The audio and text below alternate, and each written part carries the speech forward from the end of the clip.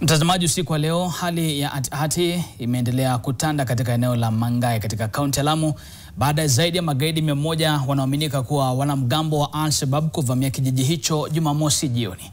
Kufikia sasa ni kwamba kikosi cha maafisa wa polisi kimewasili kudhibiti hali, huku wakazi wakitakiwa kushirikiana na serikali kutoa taarifa muhimu. Mwanahabari wetu Cecilia Wakesho Madhuva sasa anatufungulia taarifa zetu za NTV Weekend.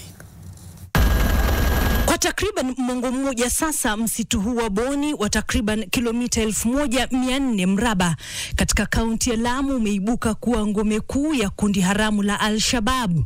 Jana jioni, zaidi ya wanamgambo 100 waliojihami wa Al-Shabaab wanaripotiwa kuvamia kijiji cha Mangai kilichoko mkabala na msitu huu.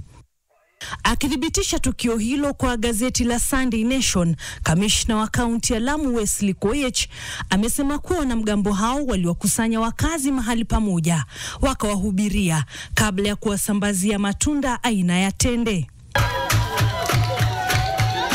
Idadi kubwa ya wakazi wa Mangai ni wa jamii zilizotengwa, wengi wao wakiwa Waislamu ambao wako kwenye mfungo wa Ramadhan.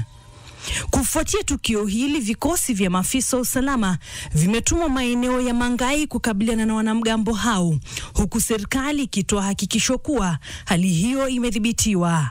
Koech aidha amewataka wananchi kushirikiana na maafisa wa usalama katika kutoa habari muhimu zitakazosaidia kuwafurusha wahalifu hao kaunti ya Lamu. Ameongeza kuwa vikosi vya usalama vimekuwa makini msimu huu wa Ramadhan, ambapo wahalifu hutumia fursa hiyo kusambaza itikadi zao ili kugawanya jamii kwa misingi ya dini.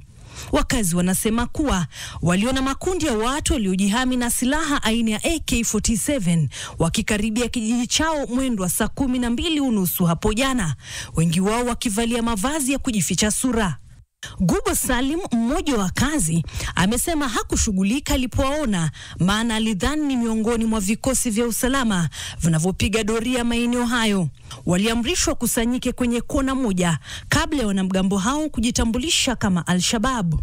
Anaongeza kuwa wanamgambo hao walihubiria kwa takriban dakika 30 kabla ya kuwapa zawadi ya Ramadhan.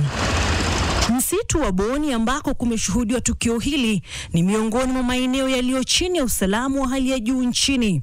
Operesheni hiyo awali iliyofahamika kama Linda Boni ilizinduliwa mwaka 2015 kwa madhumuni ya kuwafurusha magaidi wa Al-Shabaab wanaoaminika kujificha msituni humo.